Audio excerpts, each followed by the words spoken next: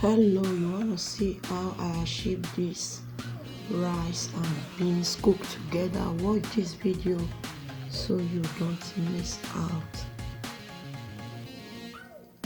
Hello, welcome back. This is Lady B. I hope you guys are doing safe. Today I'm cooking beans with rice. So I have my beans. I'll cook it for 40 minutes. So here I'm going to sieve it. I added my rice, some seasoning cube, 2 teaspoons of salt, sprinkled olive oil, added onion.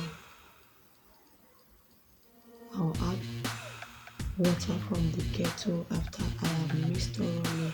If you want to enjoy your rice or beans, make sure you cook it like this. You can eat it like that without stew. It's very delicious, and I've tried it and it's very good. Feel free to also try it and cook your rice and beans like this, or even your rice. Check out my channel for more videos. So here I will stir and mix together, and I'll cover and allow it to cook.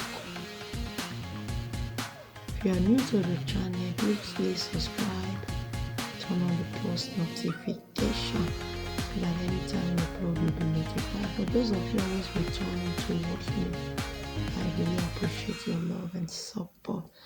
Enjoy. See you in my next video. Bye.